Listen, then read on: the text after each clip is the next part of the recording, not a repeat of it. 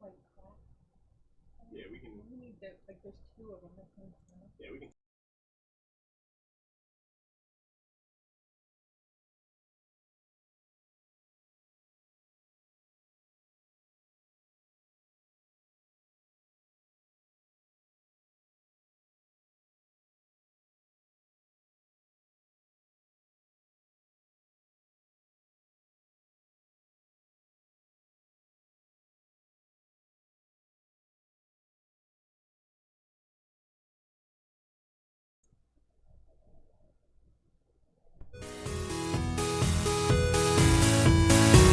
The future.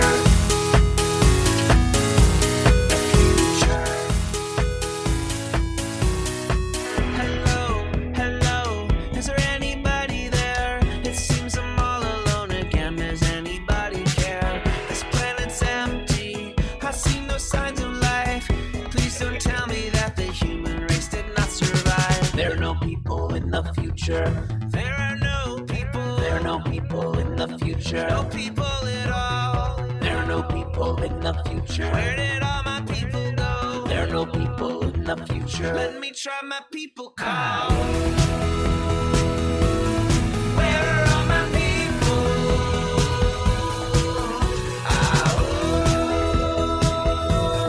Where are all my people?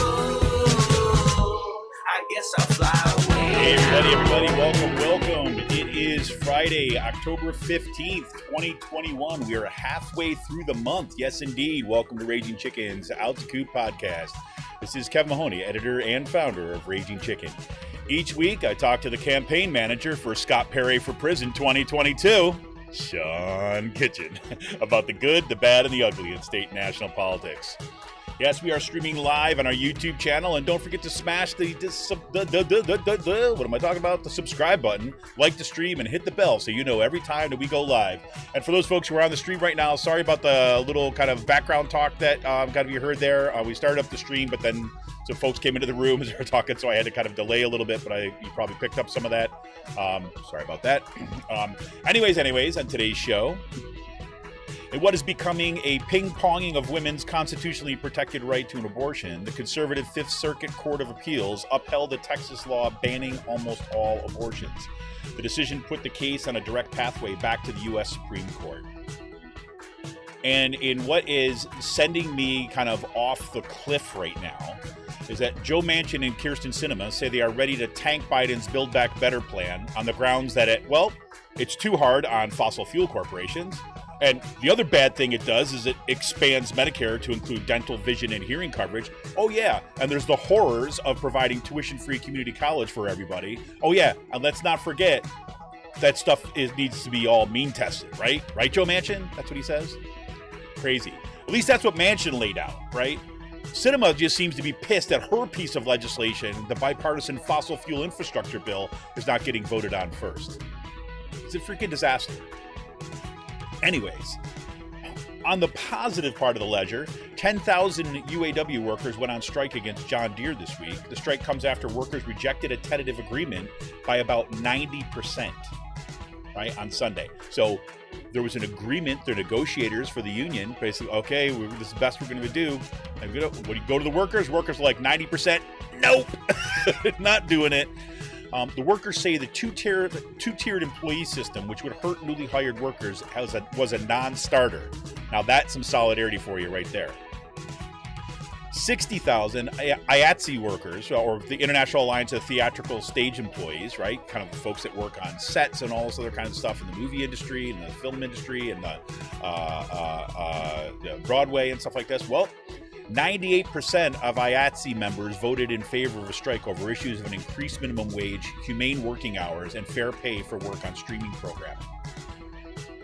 These job actions joined the 1,400 workers at Kellogg's plants who went on strike on October 5th and close to the 30,000 workers at Kaiser Permanente in California and Oregon who have overwhelmingly passed their strike authorization. And let's not forget the miners who are still on strike. Right? Pretty crazy. So, I don't know, Striketober, anybody? Here we are. A little closer to home here today, Pennsylvania Attorney General Josh Shapiro launched his 2022 gubernatorial campaign in Pittsburgh and Montgomery County this week. The Attorney General has essentially cleared the field of any challengers by gaining the endorsements of progressives and moderate Democrats throughout the Commonwealth. And right here in the PA1, Ashley Ahas becomes the first Democrat to throw their hat in the ring to try to unseat Brian Fitzpatrick in the PA01. That's Bucks County and a little sliver of Montgomery County.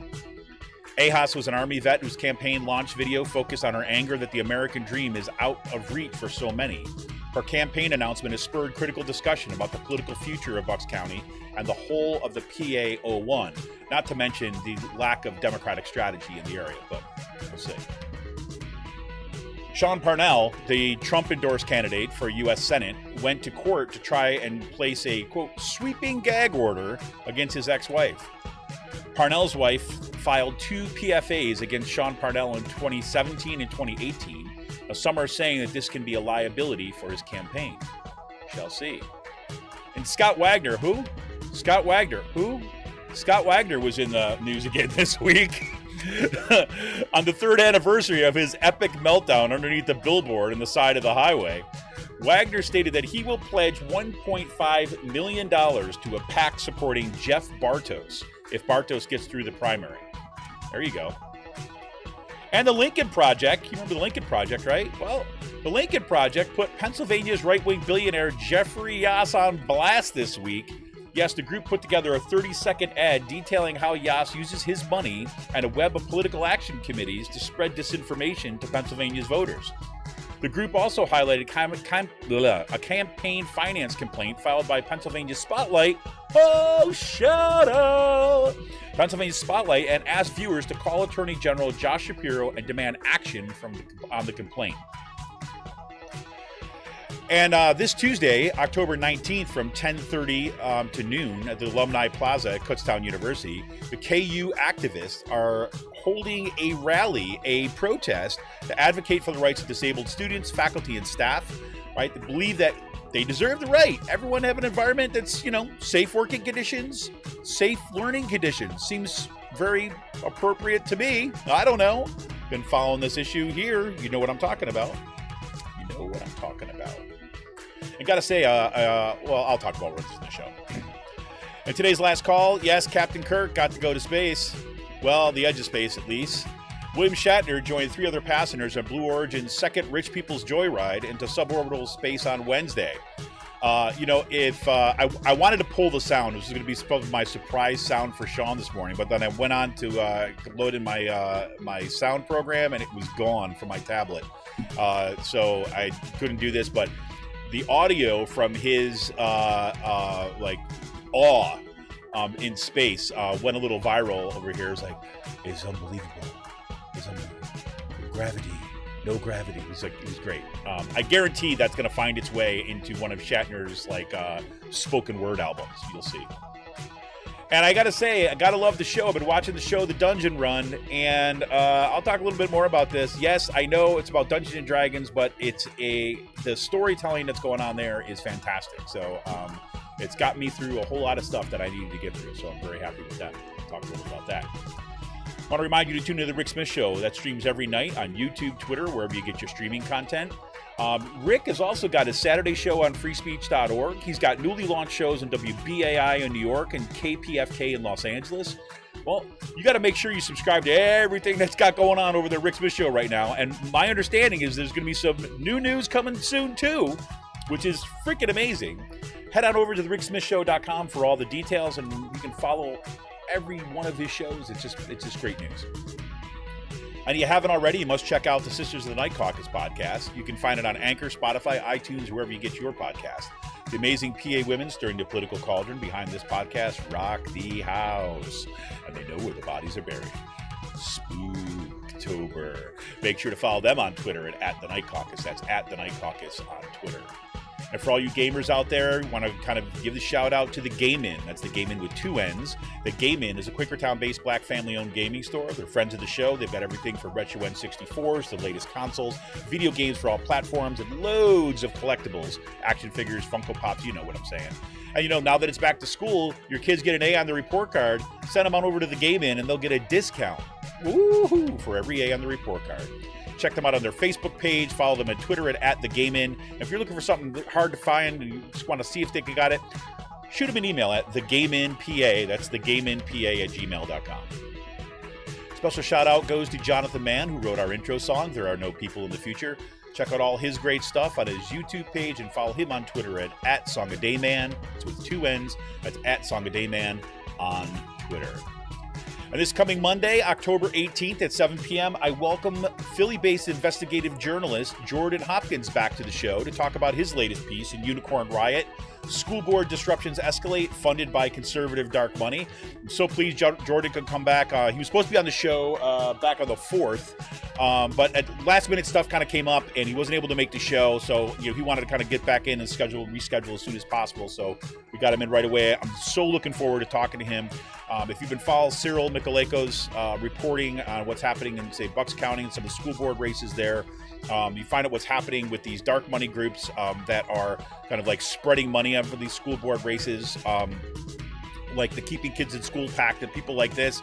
Well, here, what we see with Jordan Hopkins in his piece, he basically tracks the money right behind all these movements. It's pretty freaking an awesome piece of work. I can't wait to talk to him on Monday. It's October 18th at 7 p.m. Look, if we want a progressive future, we need progressive media. Support Pull No Punches homegrown progressive media today by becoming a patron of this show, Raging Chicken, for as little as $5 a month. Just go to patreon.com/rcpress. All right, we're here for the fight, but we need you. All right, become a patron for the price of a good beer once a month. Help keep the media in the movement and the movement in the media. Become a patron for as little as $5 a month by going to patreon.com/rcpress today. Sean, man, how you doing, man? You're muted. There we go. I'm doing amazing. How are you? I'm doing amazing. I'm muted, but I'm doing amazing. I'm doing great. Doing great. Sorry. 1 second. No, I was just I was just putting stuff into the I didn't want like my keyboard going into your intro as I was like typing shit into the notes as you're reading them. So no, I'm doing pretty good. That's good to hear, man. That's good to hear. I think middle of October is it's proving to be kind of quite some time. So it's. Are you talking about the weather or? I don't know what I'm talking about, to be honest with you. I'm like, I seriously, the weather. The weather's been. I mean, like this weather the past week, like not like yesterday and today, but like that 10 days of just straight up cloudiness. It really got me. Yeah, and then also like I mean, I took one of my air conditioning units out, so like for me, it wasn't like it was cool, but it was like a damp coolness. Yeah. So it was just like the whole entire like my apartment was just like getting like musty or like that like I hear you. That dank, like you know what I mean? Yep. I hear you. I had like basically I was on the verge of a sinus headache almost every single day, right, for like a week and a half, and it just like it tanked me. Right. I mean, I was like, I mean, I've said this enough now that you'll know this, but like, I'm on the verge of quitting my job like every other week, I mean, so it's like but it was like, it was particularly bad, and especially, I wasn't planning on talking about this. Like, I just wasn't, not like it's something to hide or anything like this, but it's like, I was actually had a colleague of mine, who I've actually mentioned on the show, not by name because whatever. But it was kind of took me by surprise. What was it, a couple weeks ago, last week or something? This colleague of mine who's normally like this super upbeat kind of like like person was just like, yeah, I think I'm done. This is too much. I wonder like, yeah, I mean like I wonder how many people are hitting that point. Like you know what I mean? Yeah. I think quite a bit. I mean, you saw the reporting. I didn't put this in the show notes, but the reporting that came out looking at the unemployment rates and stuff. And when they dug down into that data, they're finding that a lot of people they don't want to go back, right, under the conditions in which they were working, right, and it's not because that they're and some of it has to do with like, okay, look, I don't have childcare, and so my kid who might be be forced to come out of school again, I'm not going to start going on here. And plus I'm not going to go be treated like crap like I was like, for years and years. And so I'm going to look for something else that I'm going to take my time doing it. And I understand that is from that are more often, well, it's actually not that true in some of the numbers, but I mean, a lot of times that whole idea is, well, let me see if I can really find myself. I recognize the privilege that comes with being able to say that, right? Being able to kind of say like, okay, I'm going to be able to, And like, work off my savings for a bit or something like that. But then there's a lot in that, some of that data, they found a lot of people that are particularly not going back to work are on the low wage end of things.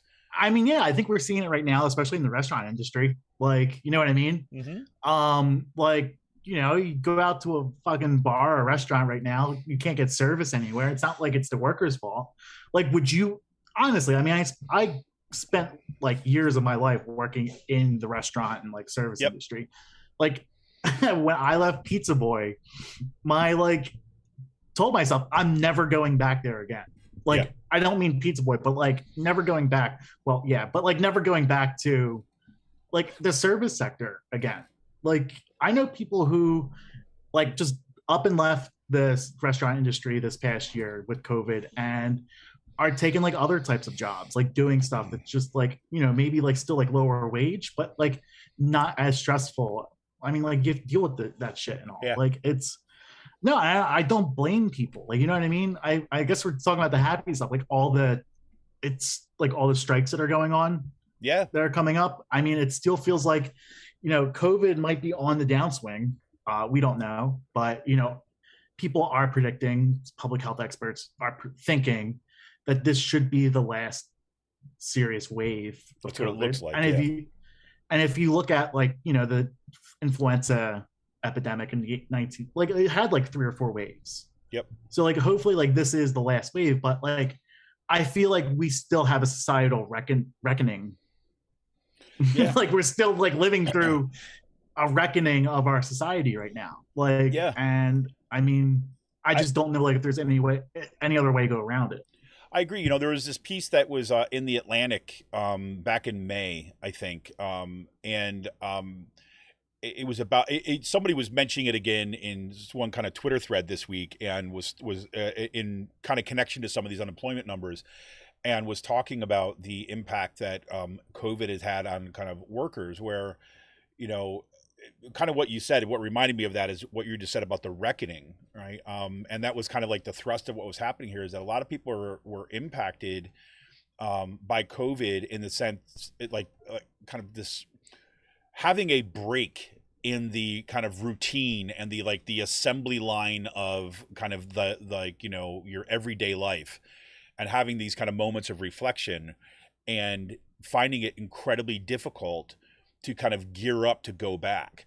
And what they were, arguing, some of these kind of like health professionals were saying, like, this whole idea about this rush back to normalcy is probably going to be even more detrimental to that, to the workforce as a whole, because it's going to feel like a complete denial of the experience of the past year and the previous ones in there. And so a lot of people are just going to say no. And, it felt, I needed to hear that this week and kind of reread that article in part, because I am not the same person that I was before COVID. I can tell you that right now.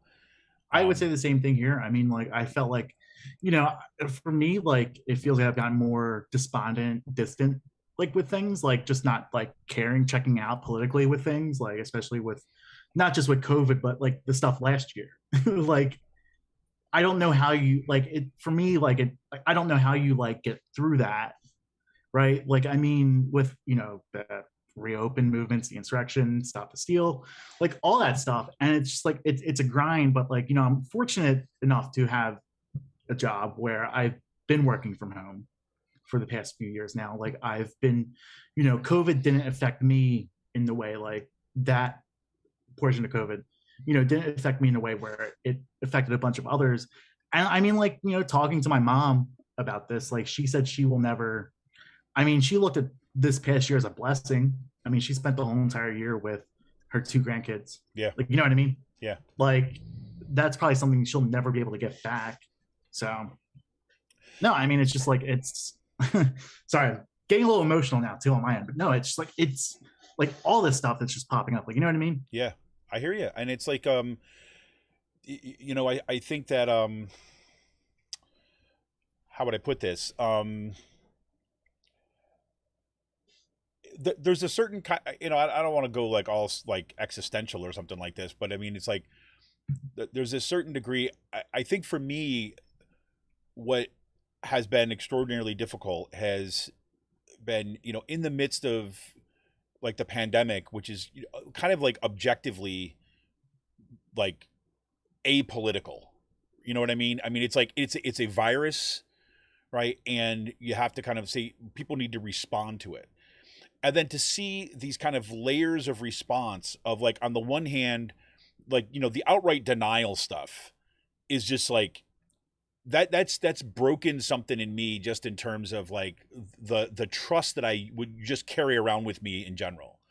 Right. That I didn't realize, like, I've been accused in the past of being kind of like too trusting and, kind of giving people too many chances and all this other kinds of stuff. And I know that seems kind of ironic for people who like just know me from the outside, but it's like it's true. But a lot of that has been like, feels like it's broken in a certain kind of way. And I'm not saying it's not repairable or something like this. I'm just saying, like, I feel that just in terms of like the community around me. There's that part. Then the second part is like at the level of your daily experience, finding, like, again, my workplace, like, for one, finding like, really willing to just kind of like create like convenient sounding lies to justify their agenda and putting people at direct risk, and then having other people kind of like just accept it. Sometimes that's been really hard. And then at the macro level, like, we were talking a little about this before the show tonight, or today,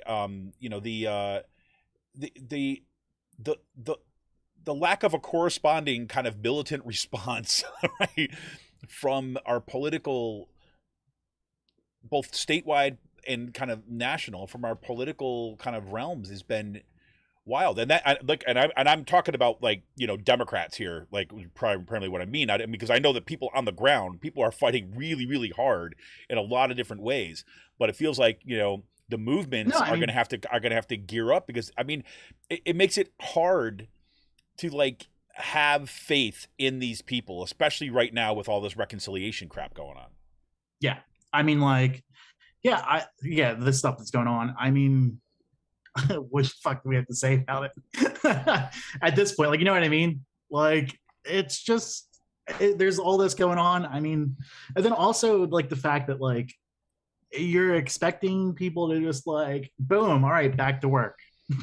When I think like this past year has taught people, like, no, most of your jobs are bullshit. Yeah. Right. Like, exactly. I mean, and I said this at the beginning of the pandemic, and people were just like, oh, you can't say that because we have to work for a living. And yeah, that's true. But like, your job is a bullshit job for the most part.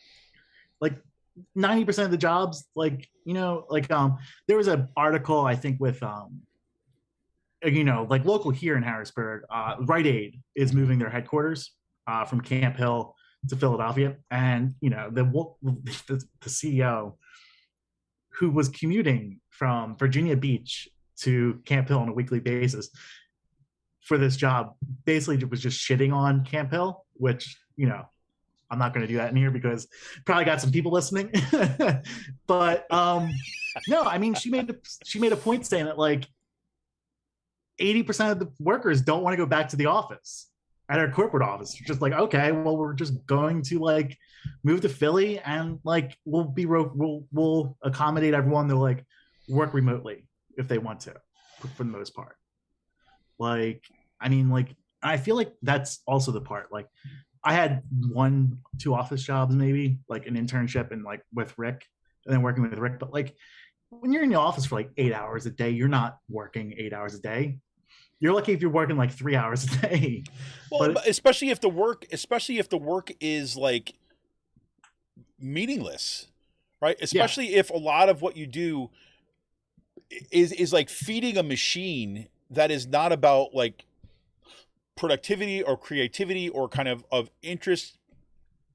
And I don't mean like the whole kind of say this whole knowledge economy garbage, but there's a reason why. I remember reading these statistics years ago where they talked about one of the careers that has the lowest level of suicide, right, is the folks that work in construction, right? And the reason why they were saying that is even though it can be an incredibly like demanding and brutal job at times, right? But you got to see the fruits of your labor, right? So you actually kind of created something, right? And then you did this thing, and in the end, you could point to that building, right, or that house or whatever it might be as a product of that. Right. And they said, and they were in some of those statistics, they were looking at what has happened in the work, especially in terms of like, the drive for data gathering and all this other stuff, where we're churning through like these meaningless tasks in order to kind of feed data. Right. And a lot of times it's just fake data, right, into the machine because we're required to feed that data into the machine. Right. And I know that's true in higher education is like we have to do all this assessment nonsense. I mean, I look at I can't we have to do it, but I know our administration doesn't read the stuff, right? That they're just doing it because they're being told they have to do that. And I know it's just like all this data gathering, and then that data gathering gets used against us, even when we do the best job possible. So like, what the hell? Why am I doing this? Yeah. Right. And why should I not just like look at all this stuff as just a freaking joke and treat it as such? Right. I remember this is a long time ago. This is back when I still lived in Syracuse. Right. I met this couple. This is way off the track that we were on, but I know that. But I met this couple, and they were I wish I could remember their names, but I can't. And I don't even remember how I met them, but they're just kind of these really interesting people, right? They were fun, they were funny, they were like, what? And I remember sitting there, and they had a pretty nice apartment, right? And they had lived in Syracuse in the university area for a bit. And I asked them, so what do you guys do? Because like they didn't seem to ever work, right? And they did contracting jobs, right? And not like building stuff, right? They did computer contracting stuff. This is like, again, 20 years ago. So this is like a long time ago, probably longer ago than that. And what they said was they were being asked to do this work on these computers that they knew was meaningless, that they knew that was counterproductive, and they knew that eventually was going to be used against people. Like these are people that understood like all this kind of assessment nonsense and all this data stuff now. They knew that was happening back then, right? Because they were like deep geeks into this stuff. And so what they used to do, they used to work on these contracting jobs, right? And they'd go in and they do all this like nonsensical work, right? Get paid like a buttload of stuff, right? And on the last day, when they finished up all the work, everyone came in and checked everything like that. They had these kind of like big magnets. They'd slap on the side of the machines, right? Freaking wreck it all. That's amazing. I was like, you got to be kidding me, like, right? That is like the most punk rock thing. I would go totally, right? I was like, you got to be kidding me, right? And they're like, yeah. And I'm like, well, I mean, again, I'm like, I'm like still like, oh my God, are you gonna get in trouble for this? And they're like the sad part is that the people who run these companies, they're not even going to miss it because it's just nonsense work, right? For this stuff, and like stuff that will be used destructively when they start selling the data, right? Because it was basically like early models of extracting data from like what Amazon was doing in the 90s Totally. and 2000s, right? Yeah. So and I think that I'm not saying that's like everyone go out and kind of be the Luddite in your workplace, right? Or kind of go out and put wreck it. But there is something to that, like the idea that you just at some point. And I read this other piece. Well, this is actually a tweet. There's also the stuff like, what Rick said, like in the 1930s and 40s. Like the reason why there was a New Deal wasn't because like they wanted to. It's because people were tearing the country apart exactly. brick by brick. Right. Exactly. Yeah. Like, and I feel like this is where we're almost going at this point, like with all these strikes that are popping up. Like the stuff that's happening, like the John Deere strike, where like, first of all, having a rank and file revolt against the contract is sort of unheard of. Freaking awesome. Yeah, which is great. It shows you the disconnect between the bargaining units and like the members, and just like the leadership and the members. Yes, like, and you have to like unions have to like re-engage with their members at this point. Like it is. Tell me about it. Yeah, and like, like the fact, but also you had 10,000 workers going out. I think like Jonah Furman put out on Twitter, like they're asking corporate people, like 650 corporate people, to go into the factory and start doing shit, and just like, and the guy's like, yeah, they called me a truck driver, and I'm just like a corporate like desk jockey. Like, I'm just a Or like corporate mechanic. hacker. They want me to do this. Yeah, and it's just like, I mean, it's like there's that going on. I mean, the IATSE strike, that is more, they're more militant of a union. I think they've always had. IATSE has always been a stronger like militant union with that. I mean, these are like stagehands and people who, put sets together and break them down, and like, but it's, I think I mean, like, I feel like these labor actions, but I think it's going to take more broader collective actions for people to like get this shit out of here, like start doing stuff. I mean, like our movement spent a year and a half inside. Yeah. And like, compared to what, pandemic aside, like we are way behind in organizing right now compared to what the right wing's doing. And that's scary. It is.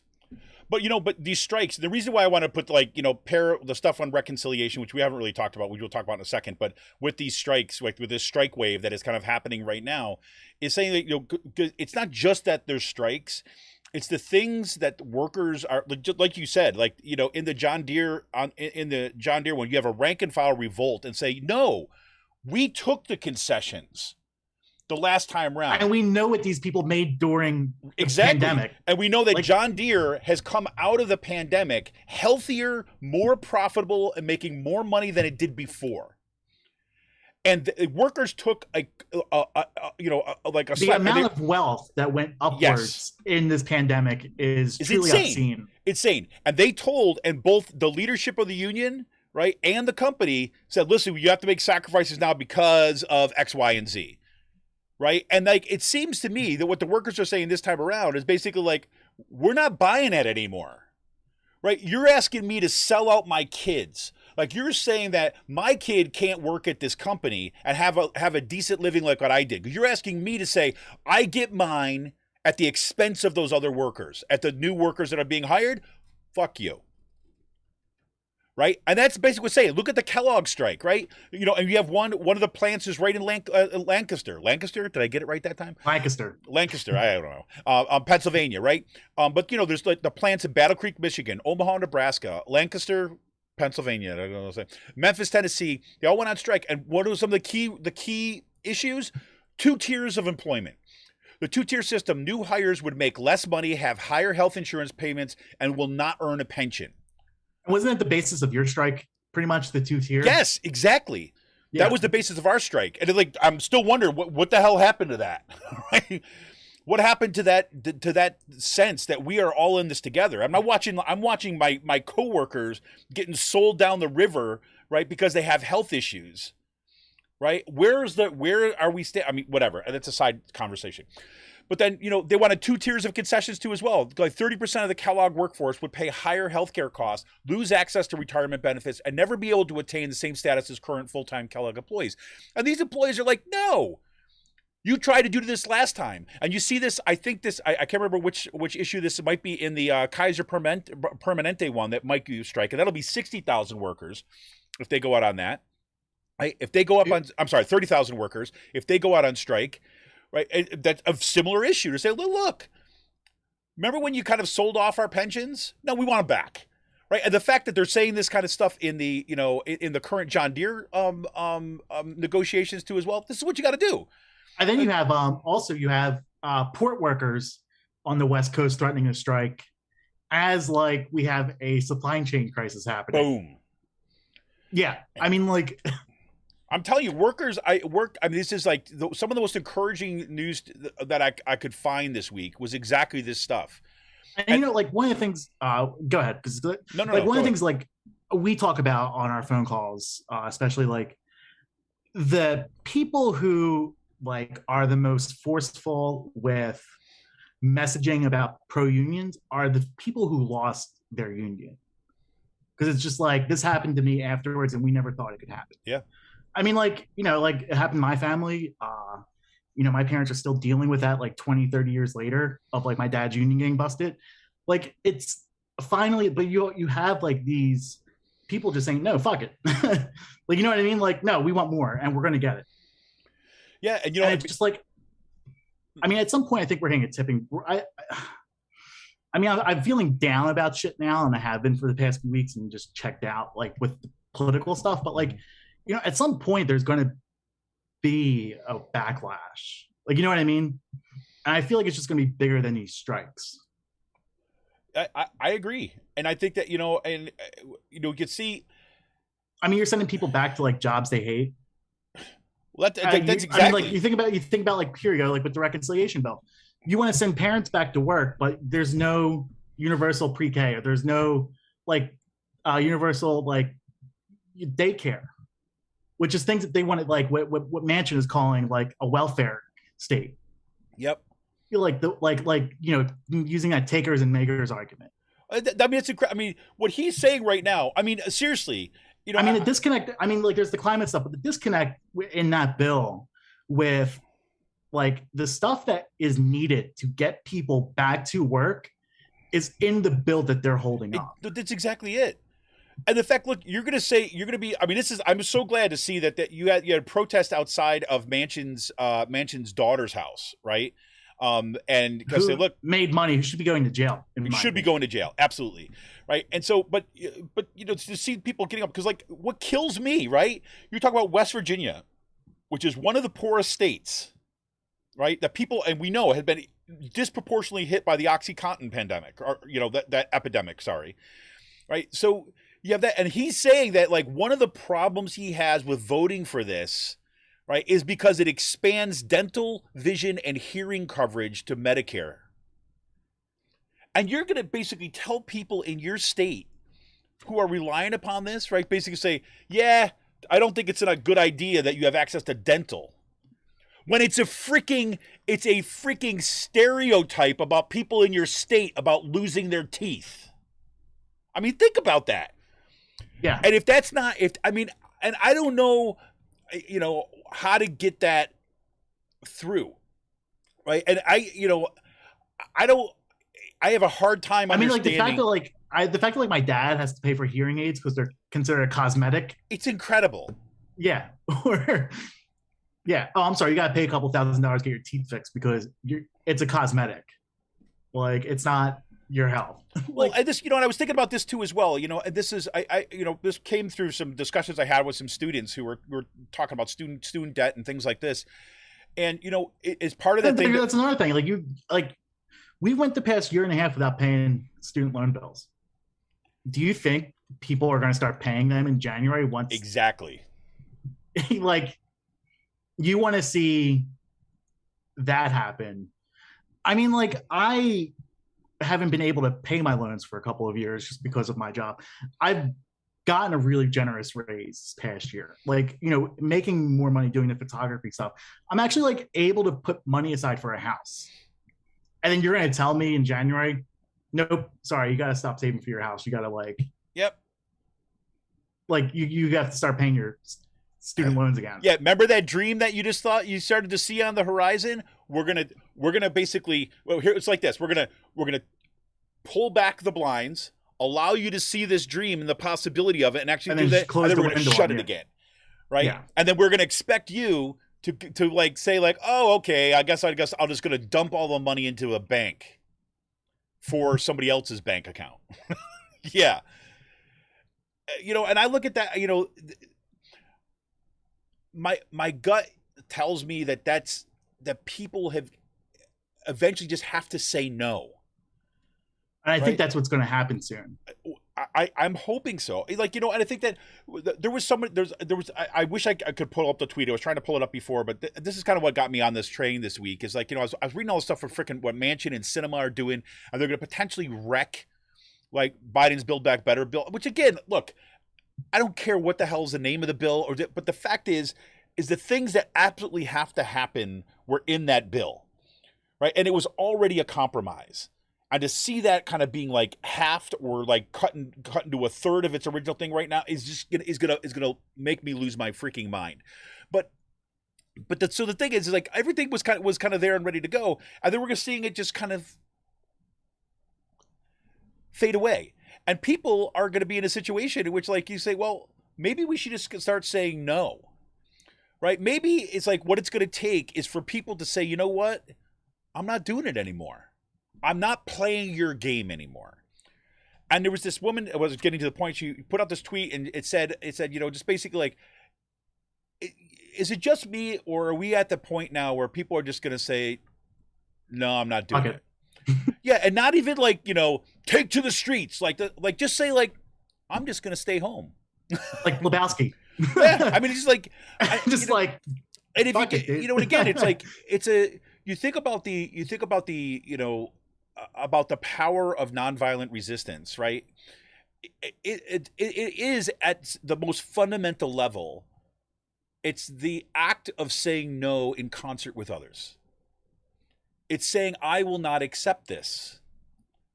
And sitting on your hands. I mean, you know, there's what Rick always used to say, right? You know, it's like the biggest power a worker has is to stick their hands in their pocket and say no. No, not going to do it. My dad had a bunch of wildcat strikes like that. Someone got fired, they just stopped working, sit down and be like, all right. Yep. Go ahead. All 5 plants in the area closed. Right. Even the companies that aren't associated with Acme, but are still in that local, the painting shops and stuff like that, they all closed. Yep. Like they all put a strike call out. Like, yeah, I mean. So, you know, I mean, look, that is really the hopeful stuff because, you know, I don't want to be, I'm trying very, very hard not to kind of get into a very cynical kind of mind frame because I know history suggests otherwise, right? That people could do remarkable things in our movements, right? When we're kind of building movements and working together in concert. And, you know, look, I don't want to sound corny here, but this is, you know, when I'm talking about that active saying no in concert with others, right, as part of nonviolence kind of resistance, it's ultimately an act of self-care and love, right? Because basically what you're saying is like, I will refuse the abuse. I refuse to be abused by a system that is set up to abuse me and everyone else in it. You know, I said this, I got this back and forth with someone last week, and I say, look, I just go back to, you want to play this game? That's fine. Okay, let's go back to, you know, I am my brother's keeper. That which I do to the least among us, so you do unto me. Right? Let's talk about that. That's at its core. Right? That was a lesson I learned growing up Catholic, right? I know the Catholic Church could really give a shit about that. But for me, that was what I took away. Right? The idea that, look, if I'm going to mistreat this person because they have less, you're doing it to me, right? To, you know, in that case, God, but meaning to all of us. You're doing it to the health of the order, the health of the kind of human spirit. And, you know, that act of kindness, that act of love, that act of doing it in connection and say, we're not alone. We are going together. We're going to link arms and we're going to say no to the abuse.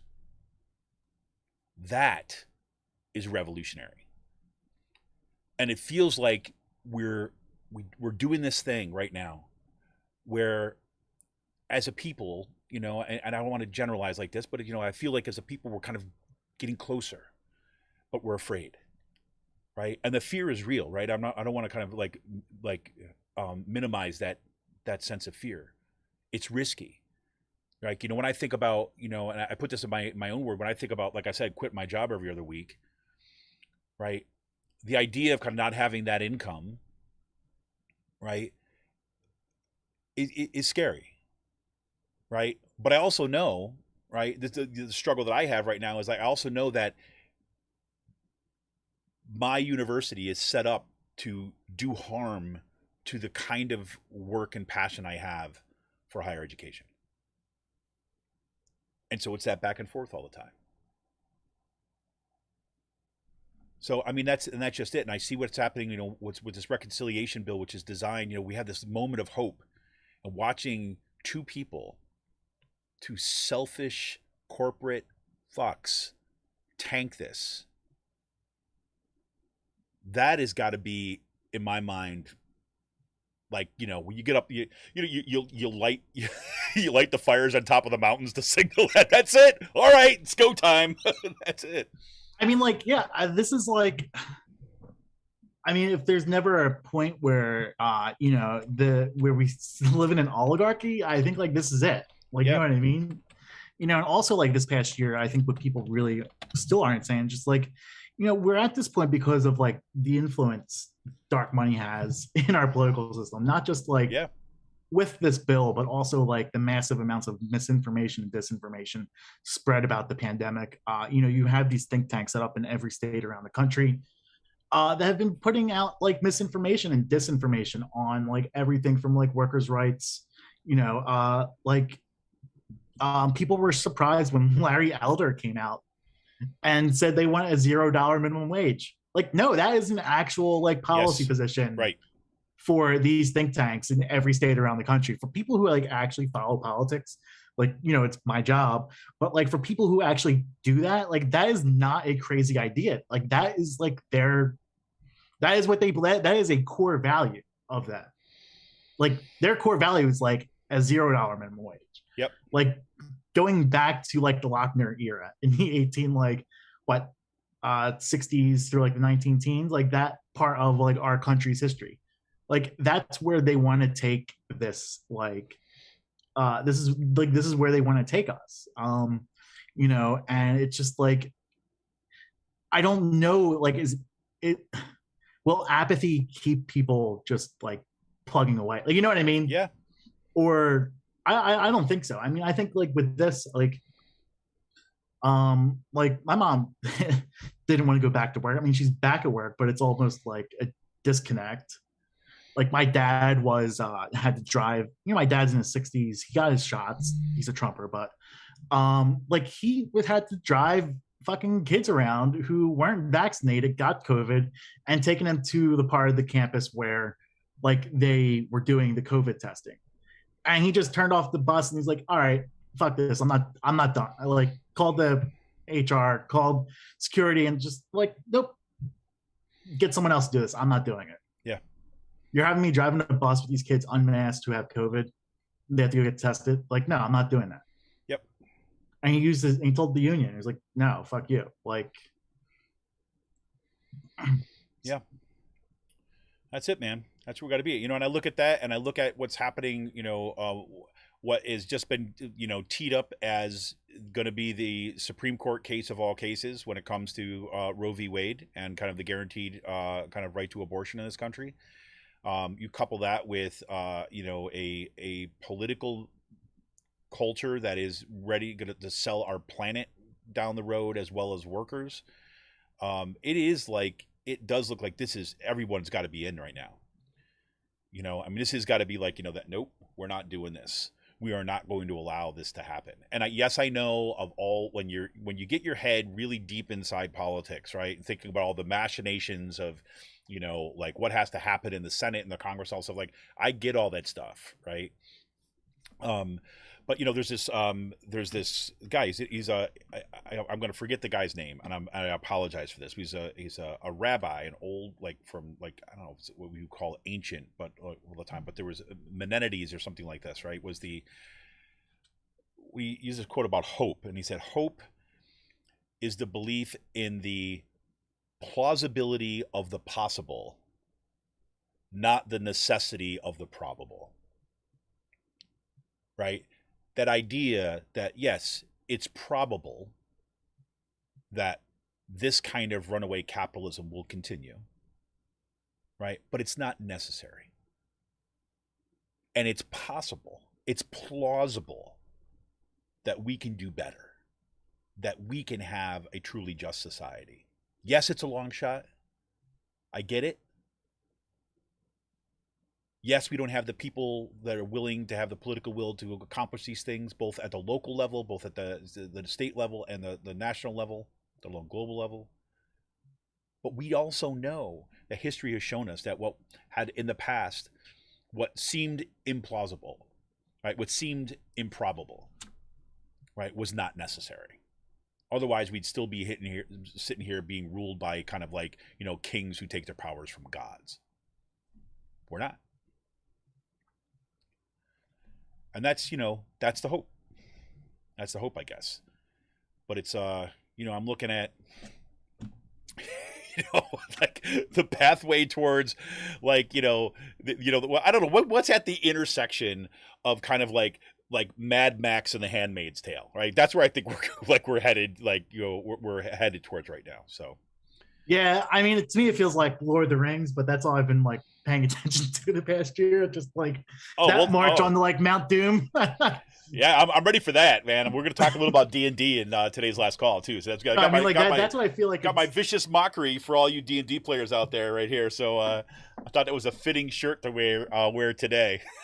But I feel like I feel like that's what's on the, like, you know what I mean? Just like that hopelessness from Lord of the Rings and shit like that.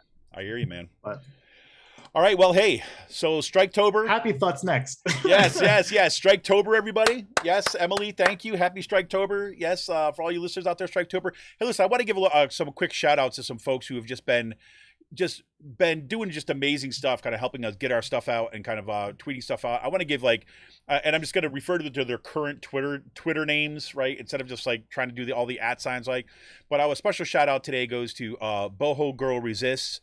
A special shout out goes to Give Her the Gavel, of course, to Starry-Eyed JGC, who's just been freaking rocking it on Twitter, supporting the show by getting this out every single time.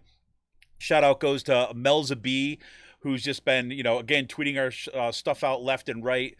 To Venting, thank you, Venting. Thank you for Eugene V. Debs. I voted, right? Thanks to Larry. Larry Macy. Thank you to who's the other person I didn't want to miss. To Pink Lady A. Thank you for getting the word out. Thank you for kind of tweeting this stuff out. I'm missing a bunch of people right now, I know, but there's folks that are there every single freaking time we put something out. A very stable PP is always like. Yeah, I mean, I would like to say the same thing for us. I mean, like, I don't know if they realize it, but the Twitter community in Bucks County has a really loud and powerful echo chamber, and like it's been really instrumental for us, like growing over the past year and getting our stuff out there with the work we've been doing. Big shout out. Like, I don't know if like they realize how influential like they've been in helping like Spotlight grow over the past several months. So that echo chamber of Starry-Eyed and Melza, and I think there's the one with the Pelosi picture on it, the woman, one of the resistor. I don't know that. Like those accounts have been really good with like just getting all of our stuff out there, and showing what's been going on with Mastriano and stuff like that. So no, absolutely. I should also get, of course, to Kirsten Zolfo, who's been always phenomenal about getting our stuff out. And by the way, I know I've gotten a lot of messages from people who have asked when she's coming back on the show. I reached out to her last week, and we're kind of looking for a date right now. So hopefully we're going to get her on the show again soon, especially now that we see that the congressional race for the PA1, the PA first here in Bucks County against Brian Fitzpatrick is really kind of getting kicked off. So want to bring her back on ASAP. I will say this.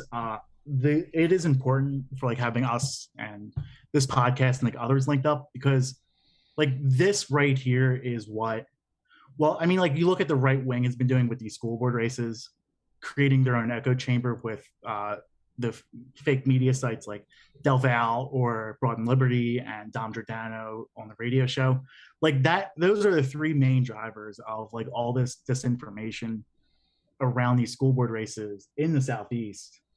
And like, I mean, we have to start building these own infrastructure networks out ourselves. Yeah. With all the other podcasters and writers and stuff like that. So absolutely. I've got a couple things in the cooker too as well that I'm probably going to reaching out with some people about, that I'm going to probably, I've come to terms that there's some things that I'm just not going to be able to do on my own. And I've got this one project in particular that I'll probably be reaching out to some of the community to help with.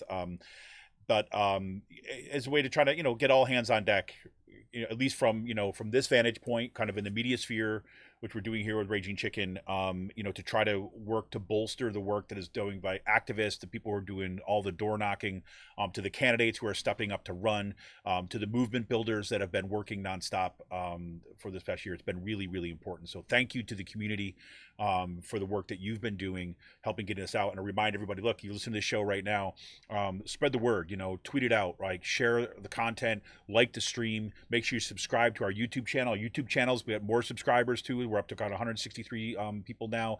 I know 163 isn't something that's going to break the internet or anything like this, but it's been a weekly, gradually uptick, right? But thanks in large part to all of you, right, who have really been out kind of sharing this content. And I hope that folks tuned into our Out to Coop Live this past week, where we talked to 2 school board candidates in the Palisades School District, right? We talked to, and again, they're facing the same kind of assault that we're seeing right here in the Penridge community. So, share out their content too as well. The reason why we get these folks, we put them on, we bring them on the show, is to try to help them amplify and boost their message, right? And then you can help that too as well. So anyways, thank you, everybody. We're going to be taking a little break and come back and talk about some stuff a little closer home here in Pennsylvania. But I want to remind you that, you can help out the show too as well, and expanding the work that we do here by just going to patreon.com/rcpress. You can become a patron for as little as $5 a month. You think about it, it's like that's a good beer once a month, right? And I know that some people just can't. I totally get that. But if you can, if you're in a position that you can kind of be help support this show, $5 kind of a month at patreon.com/rcpress today. This is Kevin Mahoney, editor and founder of Raging Chicken. We're going to be right back after this break. Where are my people?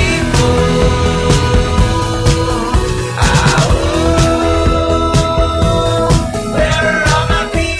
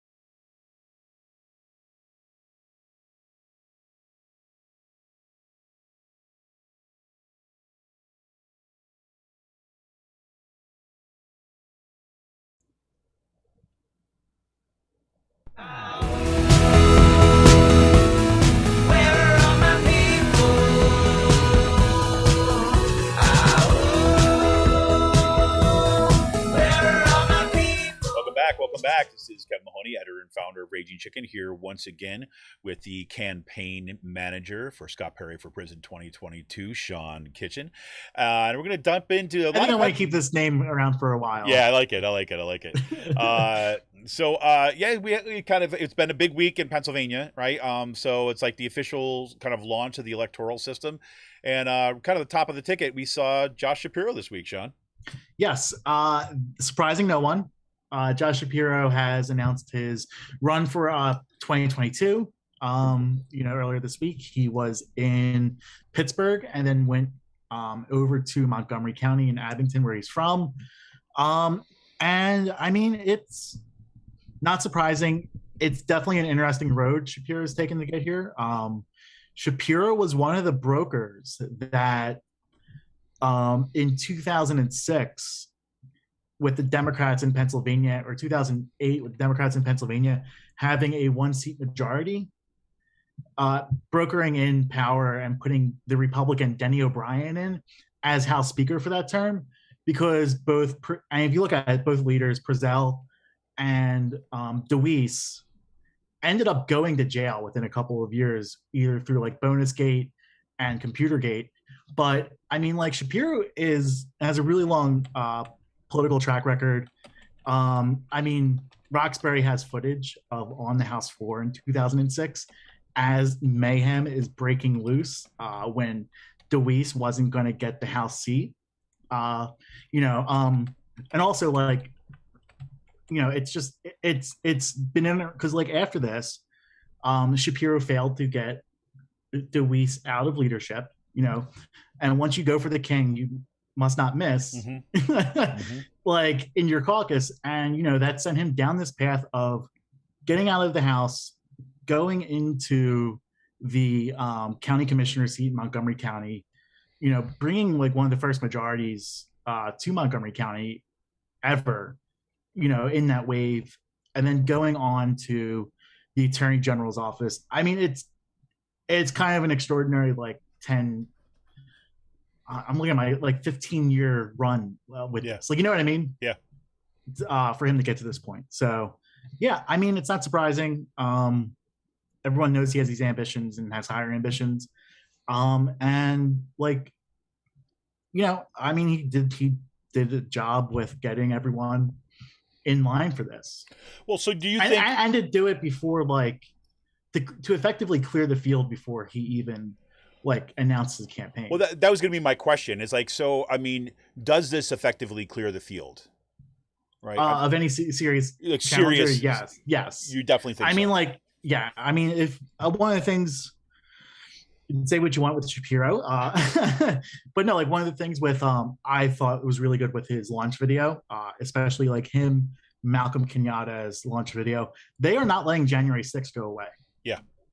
Like, and he looks like he is going to campaign on that the Republican Party is the party of insurrection in 2022, which I think is one of the winning messages. He's also going to be campaigning hard on supporting women's rights, supporting abortion access, which again, like, Roe v. Wade is effectively dead at this point with the Supreme Court.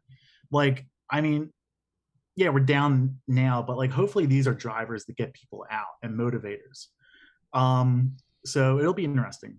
Well, and we should say this too as well, is like, this is why, I mean, especially when you're talking about Roe v. Wade and you talk about protection or access to abortion, right, is that it's all the more critical, the state races, right? I mean, again, obviously you want to make sure that everyone in the country like has these same rights, but here in Pennsylvania, right, you got, I mean, let's just plan for a bad decision on Roe v. Wade in the Supreme Court. That means everything gets kicked down to the states. It doesn't mean that it eliminates it in the states. It means that the states are going to be where the action is at that point, right? That's where the movement is going to have to happen. So we at the very least, ensure that you've got someone at the top of the ticket that's a Democrat that's going to be a kind of supporter of women's rights, supporter of abortion, overtly, right? Not kind of like in some sort of freaking like wishy-washy, mealy-mouthed Democrat kind of way, but overtly campaign. No, he is. Yes. Definitely like going to 100% campaign on that full-throatedly. I mean, and plus like access to health, abortion and reproductive health care in Pennsylvania is polls very high. Yep.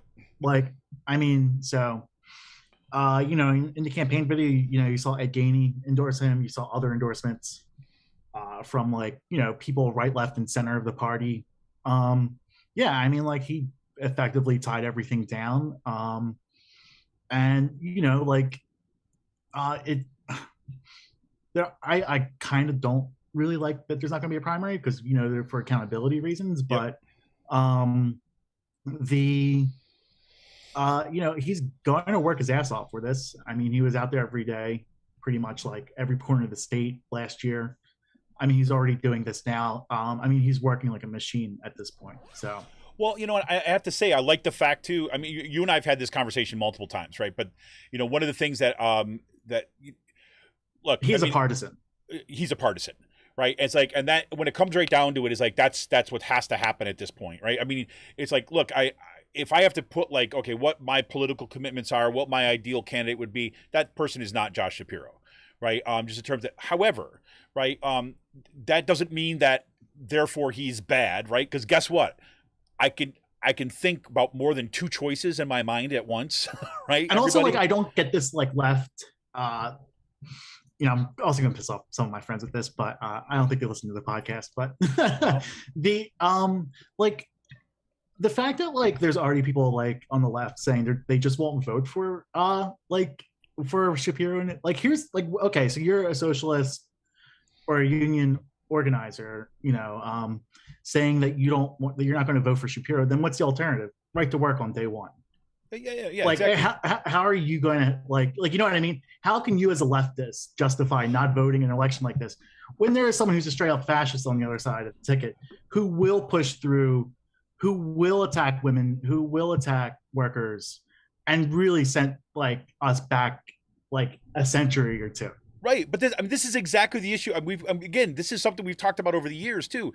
Is like, we got to get past this idea that voting is an expression of your kind of like innermost like moral and ideological principles, right? That's not what voting is. That's what organizing is. That's what your daily work is doing. Voting is about, here's your series of choices, and you're picking the one that is going to do the least damage, at the very least. Right, and I'm not talking, and that has that gives the best possibility for further work, right? If you put the social movement first, and not the electoral process first, right, then you recognize that the electoral process is a blip on the map that has consequences. Because, like, just look what we're seeing right now with Roe v. Wade, people. Right? I mean, right now, that's because elections have consequences, right? It doesn't mean that we have to kind of like fall in love with our candidates and put up some sort of ideological purity test, right? And this, what drives me crazy. Look, I can understand to a certain degree when people are doing the organizing work on a daily basis and looking to build a movement from the ground up, right? And then get frustrated with this and want to take that. Look, again, everybody's going to have their own. I get that when they're frustrated, say, no, I'm not going to vote for these people because they're working against what I'm trying to do. Okay, but still, I think that's not the choice I would make, right? But what bothers me the most is folks that are just sniping about it, right? Because that it doesn't meet their kind of like, you know, abstract criteria, right? And, you know, and then it just kind of like creates this this loud noise of kind of just like negativity, when it's a fundamental misunderstanding of like the role of elections in social movement building, right? Because if the goal is to get past it, you know, guess what? It is not going to be helpful to have women's like constitutional rights restricted. That is not a positive. Jimmy Dore and his freaking BS crew, right? I mean, like, seriously. That's, the very least. So, I mean, I look at Shapiro like this. Why I say that, okay, I can actually get behind a candidate like Shapiro, even though I don't like his kind of like moderate to business corporate nonsense, right, that he kind of positions himself as.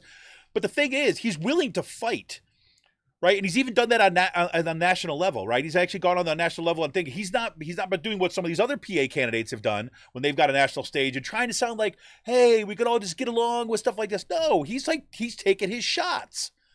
Good, right? Because at the very least, we got to teach people that it's okay to fight, right? You Yeah. know, so I'm Yeah, sorry, I didn't no. mean to run over your stuff on Shapiro there. No, but no, like, no, you're it's good. You're like- good. I think it's a good segue into like the discussion with Ashley Ahas. Ashley Ahas running. I'll be cynical about this. Yeah, you and I have our disagreements about this, right? So Yes, I mean, like,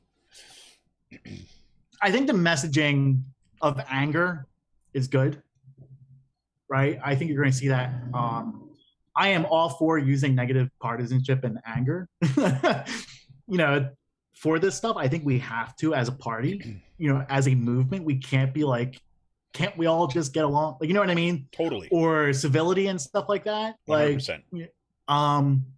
you know, the thing about like this is, I think if you like went back a few weeks, I said what's going to happen here in Central Penn or the PA1 is they're going to get someone who's a veteran or CIA operative who hasn't lived in the district and hasn't been in state for like 10 years.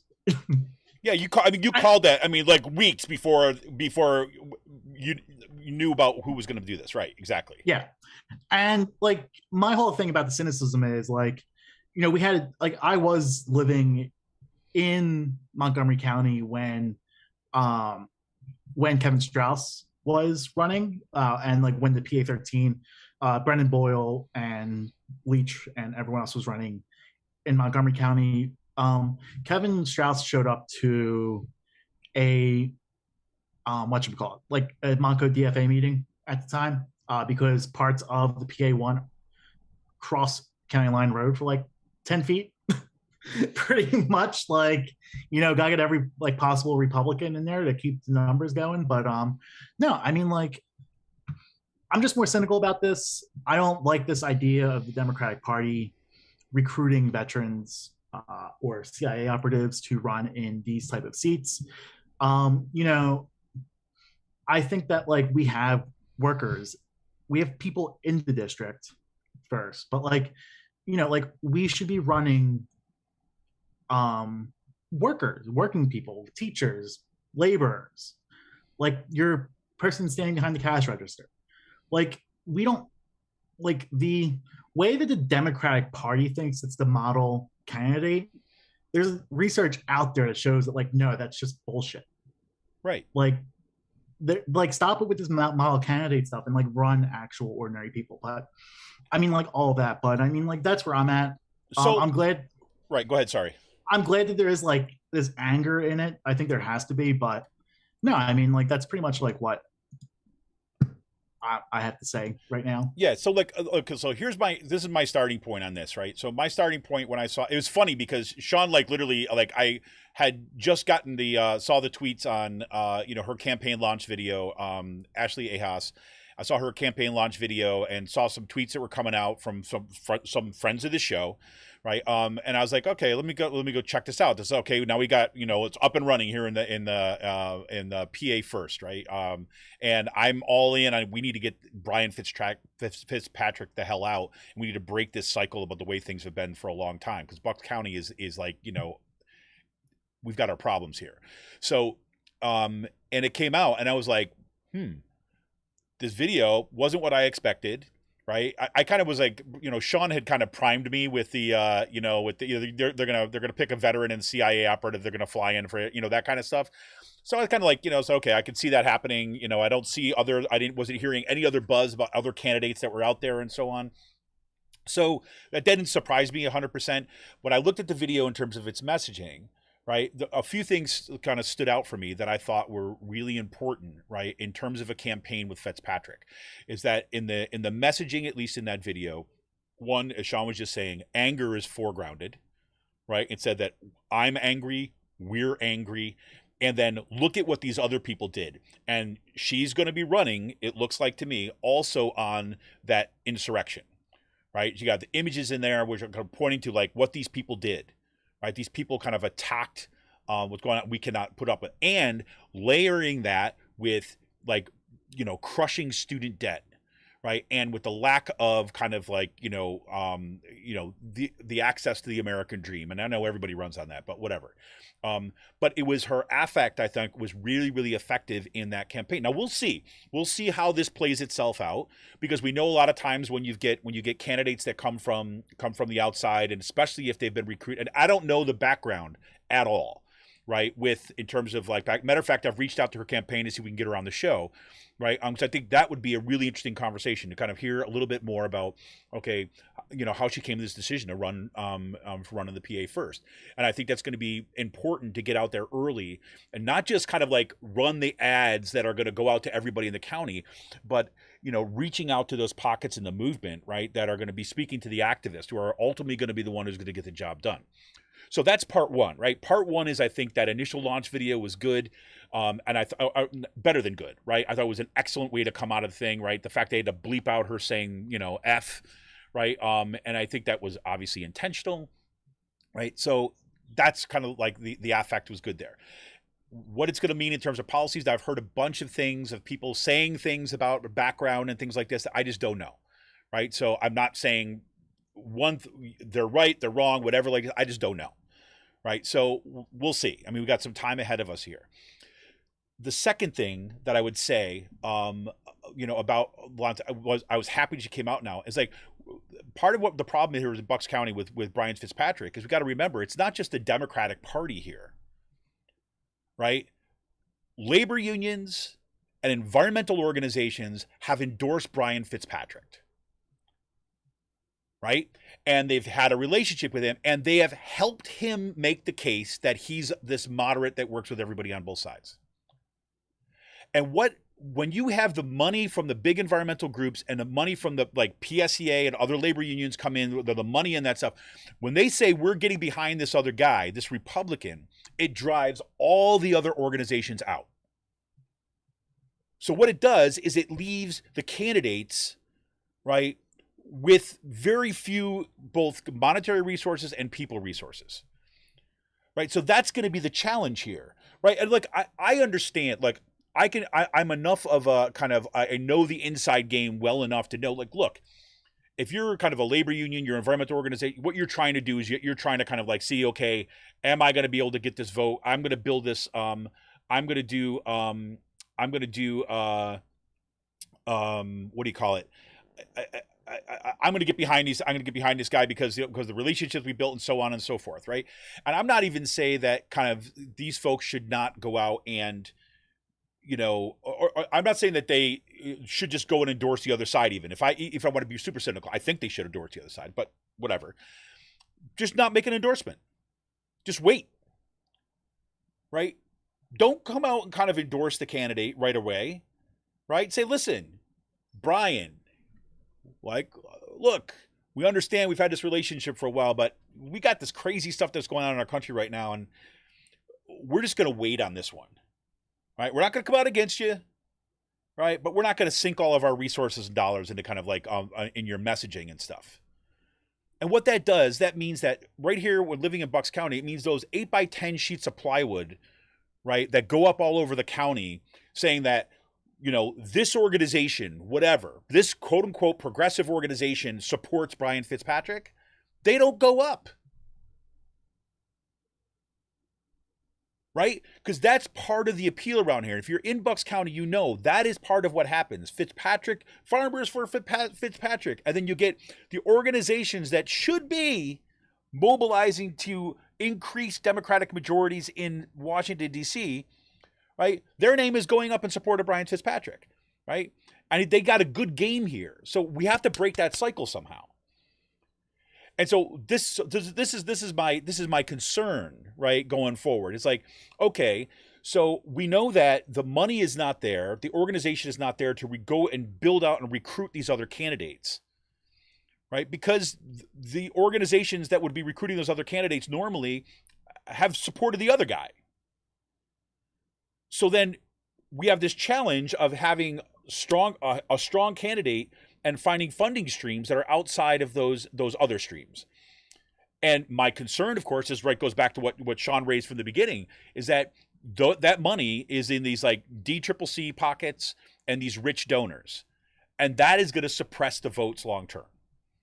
Now, and I also think that like what needs to happen in Bucks County and other places, like, we need to start we have to whatchamacallit. Sorry, I just got a message come through. Like, we have to focus on building long-term power organizations, like in counties like Bucks County.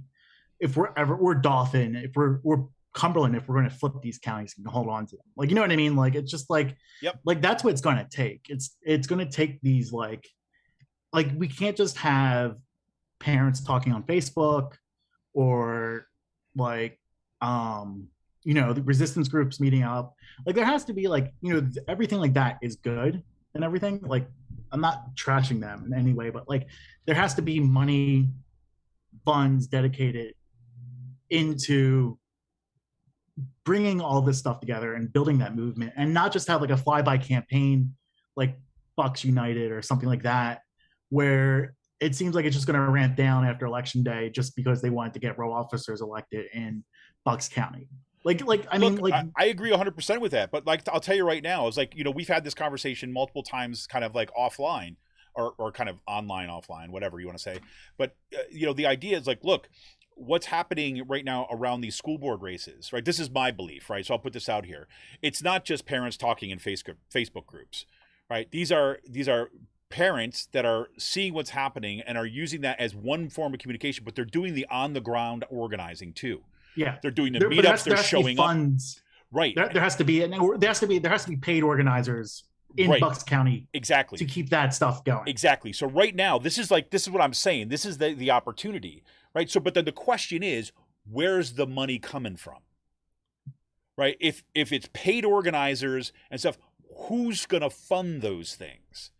Right? Because look, as somebody who's been doing a show like this now since 2016, I think is when we launched the podcast, right? 2011 is when we launched Raging Chicken, right? I know it's like freaking pulling teeth from people, not the people who are supporting the show, but kind of like organizations, to get them to invest in something like this, right? That's why I've made the choice. I said, you know what? Forget it. I've seen what they've done to other people. Forget it. I'm going with a patron model, with a membership model, right? That I'm accountable to the people who are on the show, not to some organization that's going to tell me to shut my mouth about X, Y, or Z, right? So, but the fact of the matter is exactly what Sean says. In order to build out an organization, there's got to be kind of funding streams and people who know how to do the organizing that could sit there and could actually work to build on what's already started.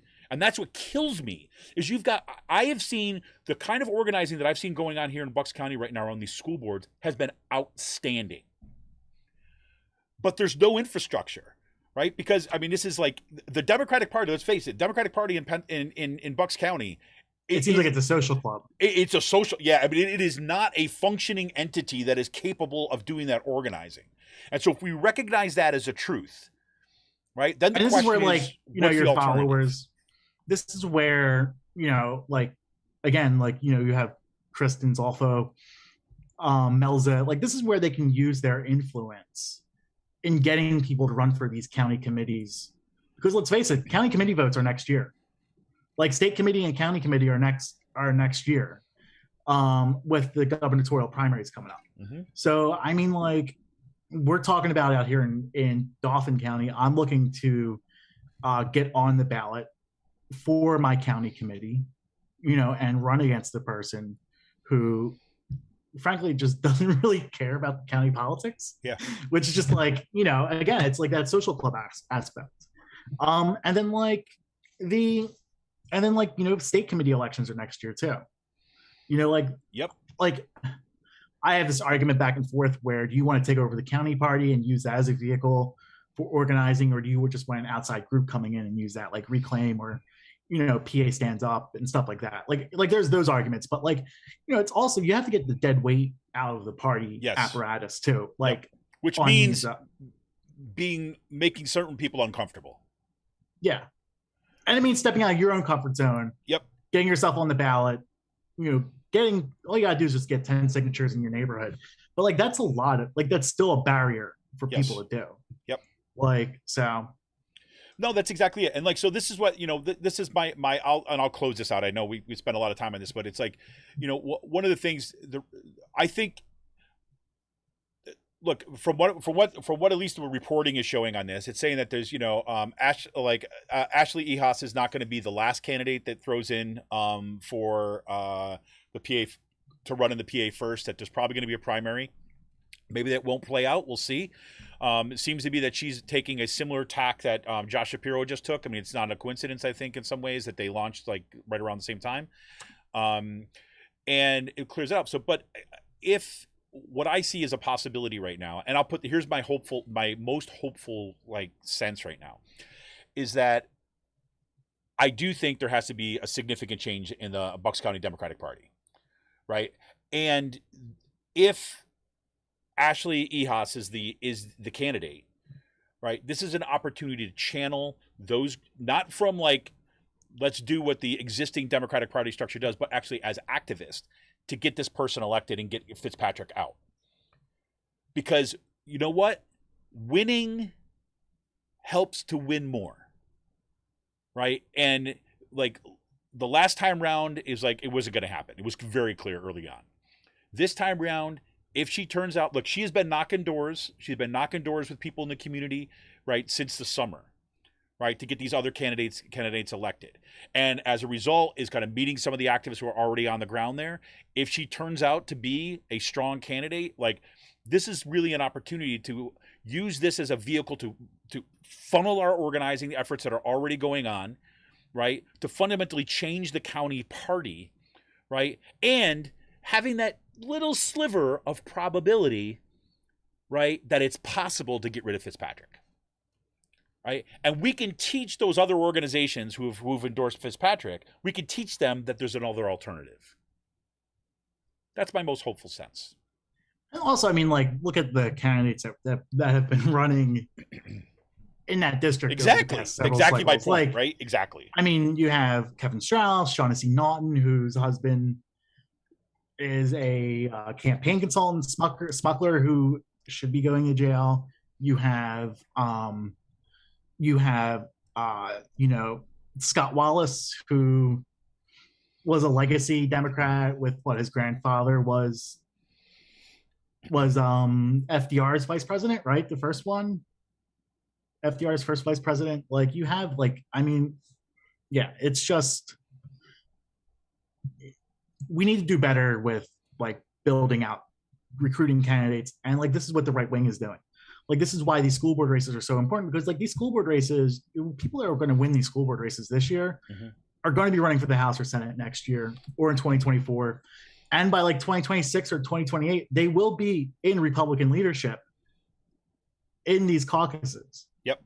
Like, this is I mean, like, this is not a good, like, we're going to have to be cleaning up this shit for years to come because of how good the right wing is at focusing on the local and building a bench and running these candidates everywhere. So yeah, and I think, look, and this is a message to anybody out there who's like, does trainings and things like this. I look at what happened kind of your neck of the woods, right, in Cumberland County, like when Shanna ran, Tara Shakespeare ran, Nicole Miller ran, right? Yes, didn't win those races, right, but built upon a movement and activated a movement and built incredibly strong campaigns. I can tell you right now, from the school board, from what's happening in the school boards right now, right, and it's primarily women. I will say this right now, who are outstanding organizers, right, and with like some assistance, right. I don't mean, that's not a knock on them, but I mean, like, again, if you've never run for office before, everybody knows that you need help, right, to figure out how that all happens. You've got a pool of potential candidates here in Bucks County that are freaking like on fire, right? So we have the potential right now to really, really make this happen. Anyways, in others, we also have on the other side of the aisle, so to speak, we've got nice little Sean Parnell action going on. Yes. So the Senate race, this is just going to be like shit show. I am all for this, like, these Republican primaries that are going to be happening. Yeah. Like, I think, like, I'm going to call it, like, I like Malcolm, but I think right now, I think Fetterman's going to be the lock for the Senate candidate in Pennsylvania next year. I mean, you see what Fetterman's going around. He's hitting up all the strikes, going out to the picket lines that are popping up. And doing that stuff. Other Democrats are doing it. Well, Malcolm's doing it. Everyone else is supporting these workers, which is great, which is something you didn't see like pre-Bernie Sanders. Exactly. You never saw Obama get his walking shoes on and hit a picket line. Yep. But like on the Senate, on the Republican side, you have Sean Parnell, who is endorsed by Trump. He also has 2 PFAs filed against him from his wife, ex-wife, or estranged wife. He tried getting a gag order placed on his wife, and the judge shot that down. Like, no, you just can't do that. So, like, this looks like it's going to be a detriment, a very big liability to his campaign. That's a detriment. I mean, seriously. In this context of the Republican Party, you don't know. I mean, like, it's freaking like cruelty. I mean, it won't be. What's been funny about, not funny, but what's been interesting about this is that like Jeff Bardos has been attacking Parnell on this stuff, like set up a splash website about, going after his wife. But like Scott Wagner had the same things against him a couple years ago with PFAs, you had Paul Mango released those commercials. Oh my god! Yeah. Oh yeah, like a week before just leaked them out there. Like, oh, these are the attack ads we were going to run. Like, I've never seen that before. A Republican sinking a Republican before like an election, just out of spite. Like, I mean, that was just like one of the weird things. But Scott Wagner was in the news this week on the 3rd anniversary of his epic meltdown that he had.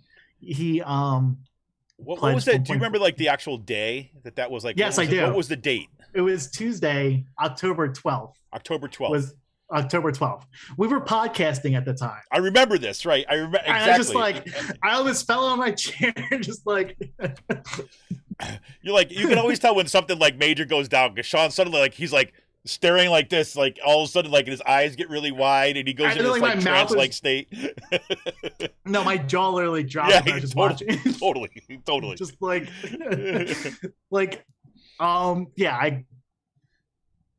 So thank you, Scott Wagner. That's all I gotta say. But yeah, so like we have this stuff with the Senate that's happening. That primary is just gonna be a shit show. And then also it was fun this week, Lincoln Project. Got a little shout out from the Never Trumpers. Yeah. I mean, it's fun, like with this, like doing this type of research. I mean, like we've been tracking like these campaign finance movements for like a year now, or a couple years. Right. And really just knowing like what's going to be happening with this. Like Jeffrey Yass is funding the insurrectionists in the state. Yes, he is. Yes. Well, they call him Yass, so yes. I don't know if they said like Jeff Yass because of like a rich type of like uppity accent, or we're just from like Philly and it's Yass, like because it's just the Philly accent. You know what I mean? Yeah. Like. Water, yes, like we yes. don't. Yes. But no, I mean, like we were really surprised that they put him on blast like this.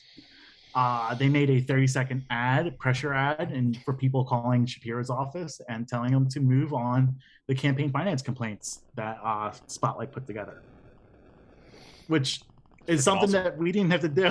It's like, look, they did it for us, and they've got a shitload more money too. So it's like, this is great. Yeah, but no, I mean, like, it's good, like, seeing them going after individual donors on the Republican side like this. It shows that they are geared in. I mean, it just also shows how perverse our like campaign finance systems are, especially here in Pennsylvania. No kidding. Where you can give like an unlimited amount of money. Like, Yass is looking at spending like $70 million next year. Like $90 million next year to hold on to the House and Senate. Like, you think this year with the school board races were bad.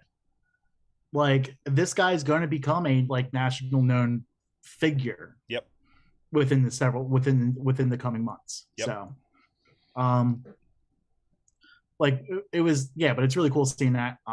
Yeah. So that was pretty cool. pretty Yeah, much, it was a pretty good ad too. I gotta say, I mean, I don't like giving the Lincoln Project a whole lot of airtime. But hey, you know what? They have a platform. Yeah. And I'm pretty sure he is not happy seeing himself on blast like that. No, exactly. Like, I mean, this is someone who's pretty secretive. He is worth $12 billion with a B. Yes, yes, I am. Yes. Like, he made his money as a gambler, professional gambler. He's a mathematician. He made his money pretty much by going to the horse tracks and knowing that if you placed money on every single horse, you would actually walk away with more money than the money you spent. So if you played the odds properly, he gamed out the odds. So where he was just going to I think he was also a card counter too in Vegas, and then he applied that same philosophy to his venture capitalism firm. He's heavily involved with the gaming industry, online gaming. Mm-hmm. This is another thing that I think is very perverse in our society. The sports betting and that is extremely perverse, and I feel like that's going to have more damage to our society because it's enriching people like gas than like what you realize. So yeah, I mean, this guy's worth $12 billion and he's going to be spending a shitload of money next year. There you go. Well, hey, he gets a nice to put a little spotlight on that action, if you will. A PA spotlight. But it was pretty funny. Like someone dropped it into a group chat and we're just like, come on. Did you know that was coming at all, or did they just pull that? Oh, that's wild. It just dropped and someone posted it in one of our group chats. Nice. I was like, oh, watch them steal our shit. That's my first. Hey, here you go. That's what research. But I mean, they are known for that. But thankfully, we put our logo in the top right corner and it hit the thing. So yep. Fantastic. Well, hey, I got one more thing, quick thing here is that this Tuesday. Now, remember, we've been following the case of Steve Oros on this program. Steve Oros is a faculty member at Kutztown University who has recent heart transplant, and then basically, long story short, as you know, he was being basically forced by the university to choose between his job and his life. So they're basically saying no, they would not give him an ADA accommodation to teach virtually, even though his doctors have said that could potentially kill him if he got COVID. So they said, nope, sorry, you either you go back into the classroom or you're going to be unpaid for a semester. So that's it. So there's that going on. We know that there's a series of other faculty members and students who have been denied ADA accommodations. KU Activists is a student activist organization at Kutztown University, and they've been kind of posting up stories from students and what they've heard, what these students have heard back from the university and also from some faculty members. They're going to be having a protest on Tuesday, October 19th from 10:30 to noon. That's this kind of open area of the, or open time during the day that's set aside for, say, meetings and breaks and that kind of stuff. So it's they're using that kind of center part of the time over lunch to basically have that. It's going to be at Alumni Plaza in Kutztown, right off Main Street. And they're going to be advocating for the rights of the disabled students, faculty, and staff. And basically making a case, look, we all deserve to have an environment that is safe for everybody. There's going to be some other kind of cool stuff coming out of Kutztown too as well, kind of in the coming weeks, but we'll talk about that when we get there. But if you're in the Kutztown University area and you got some time on Tuesday, October 19th from 10:30 to noon, head on over to Alumni Plaza. That's right off Main Street across from the old main building. And students will be there. It'll be students, faculty, and staff members will kind of will all be out. And basically saying, look, we deserve to live. How's that? That's freaking as baseline as you could get. Anyways, anything else in and around PA you want to throw in, Sean? Nothing too much. I really don't think anything's happening. So the weather is finally getting cool again next week. Oh, God. Yeah. I keep on saying to people I whatever. I mean, I've had people ask me oh, how you doing? I said, All I know is I'm really looking forward to Christmas. Right. So I actually am really looking forward to snow. And so I hope to God it snows this early this year, because I just want the cold weather so bad. For some reason, it's just like I'm like my body is desiring it like I wouldn't believe. So Oh no, I love the fall and the winter. yeah. It's pretty much like I like spring, summertime. I'm wearing shorts and t-shirts, but I love in the fall when I could put on a nice pair of jeans, clean up a bit. Hey, get those clamshells out there, even though I worry a little bit about getting them salty on the streets. That's a pretty old school. Aren't those like capris, or were they? No, I wasn't talking about those. I mean, the what do you call them? The Adidas, the shell tops. Shell tops. Not clamshells. I'm sorry, I just misspoke. Oh. The shell tops. I was gonna say I don't have the other pair of shell tops around me, but I bought a new pair of shell tops about a month ago. Love them. I think you should. I think that's a good idea for your back wall there. So, right? You should have just like a line of all your like shell tops and Adidas shoes across the back. All right, so this is actually pretty funny. We could talk about this now. So the sneakerheads. Let's do this on the flip side. We'll do this. We'll do this in the last call. All right, this is Kevin Mahoney, editor and founder of Raging Chicken. We're going to take a quick break, and we'll be right back with this week's last call. Where are all my people?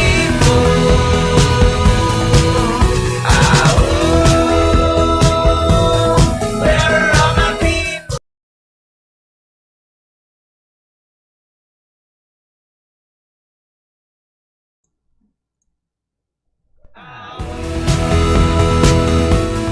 Where are all my people?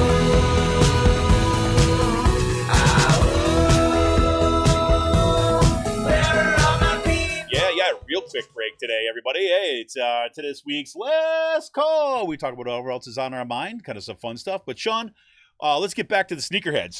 The story that you started. My burgeoning sneaker collection.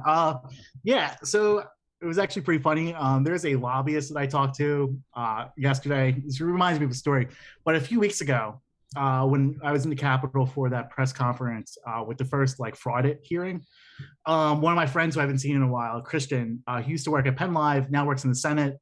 I was like, "Hey, Sean, awesome sneakers," and we started talking. And he started talking about shoes for a half an hour. And then I found out one of my friends who left the Senate is now spokesperson over at DCNR. Wesley, he has a job at a shoe store simply for the discounts. It is literally like that.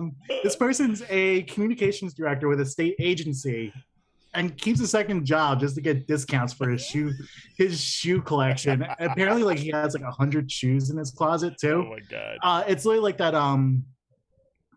It's like that commercial, Mahomes commercial, with him in the shoe store, and you're like, "What are you doing here?" The guy see Mahomes dressed up in work attire, holding shoes, and a fan's he's like, "Yeah, it's for the discounts." That's great.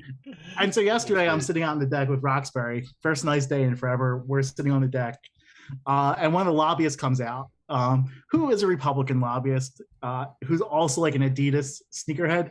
So he goes, "Hey, Sean, great shoes." And we just started talking. I think we just started talking about 15 minutes on different shoes and what we like to wear and pair them up with and all that. So, I will say this: I bought a pair of all white sneakers over the last year.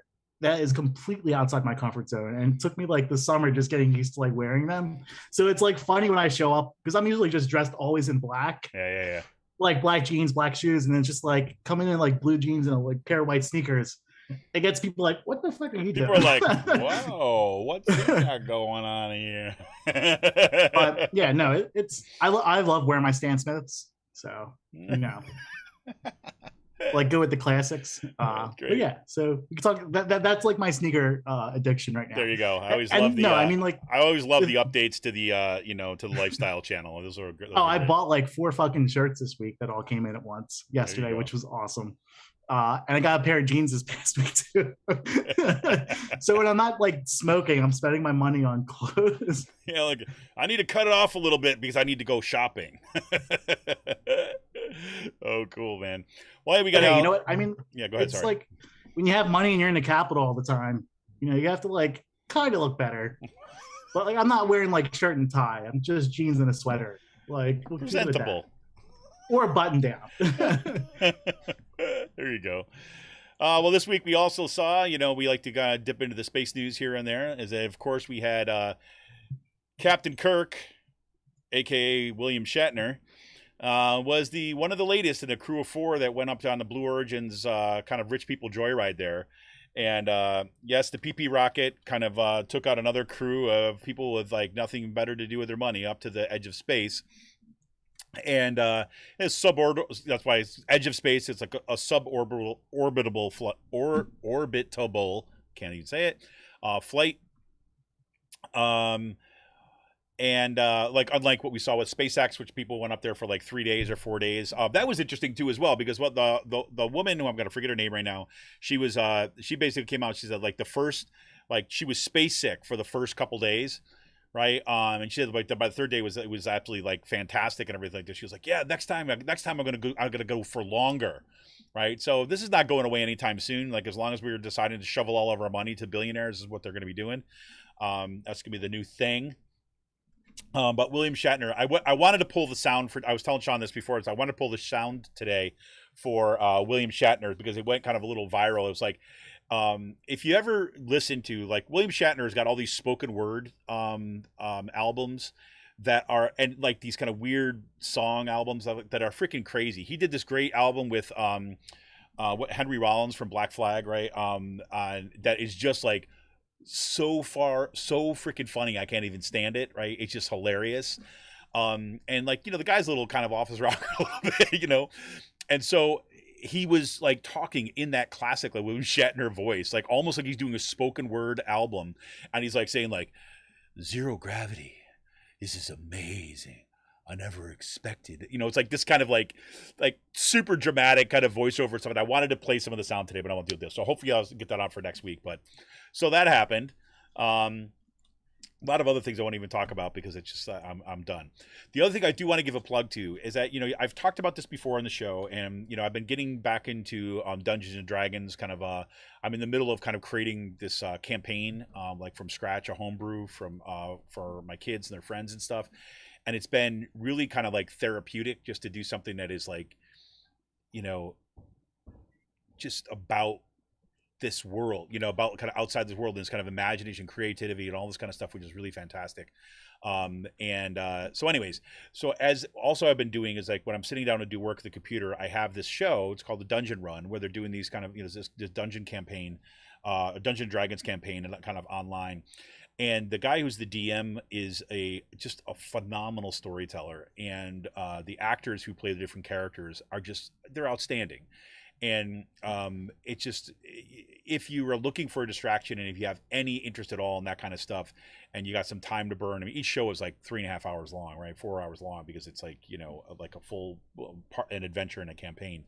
But it's just been great. And I'm not going to give any spoilers here, but like last night I was ready to go to bed, and this episode that comes up kind of like much later on in the season, and they start off it a little bit different, and they talk about just the craft of storytelling, right? Kind of what they're doing. It's it's not very often that they talk about kind of like, the meta about what they're doing and all the background. And this was an opportunity where they did this, and it got to me. I was like, holy crap. Like I'm freaking like a Dungeons and Dragons online campaign. I'm tearing up over this.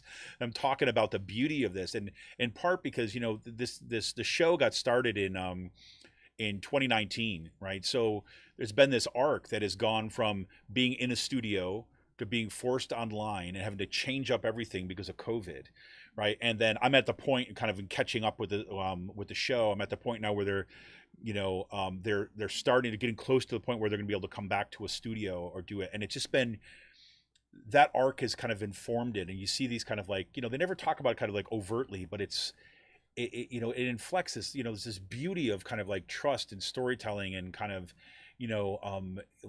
like support and kindness, right? And they end every show and it's like, humankind be both, right? And it really kind of informs the show. And it's surprised me that I got as invested as I did in the show. So, you know, if you're the person you want to ever check it out, you got to give it a few episodes so the characters start to develop. But it's funny, it's interesting, and the storytelling is just is remarkable. So it felt like a certain kind of gift to have that space, which is just kind of like full of, you know, possibility and creativity and joy.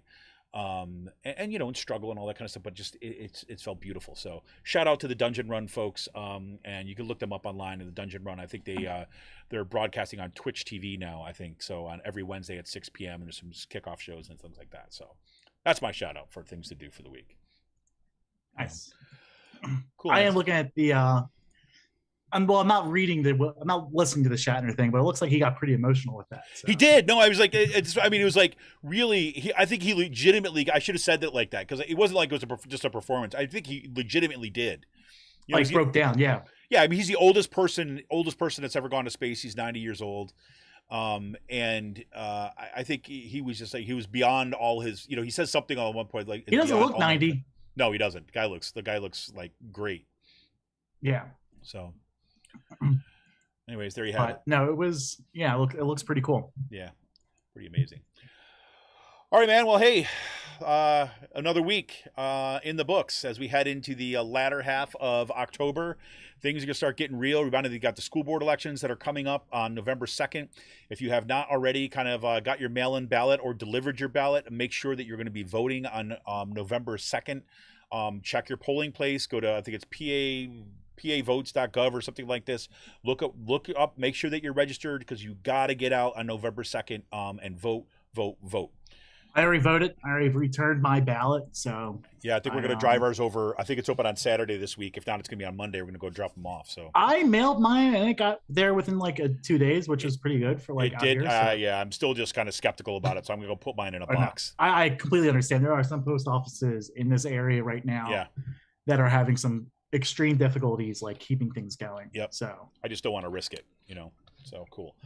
All right. So, hey, this is Kevin Mahoney, editor and founder of Raging Chicken. Want to remind you, you can help support this show by going to patreon.com/rcpress. Appreciate for all of you, once again, who are sharing the show, subscribing to it, getting the word out. For everyone who joins us in the live chat, the feedback, it's absolutely fantastic. I love the love. We love you back. This is Kevin Mahoney, editor and founder of Raging Chicken. We're out of here. My face, my arms,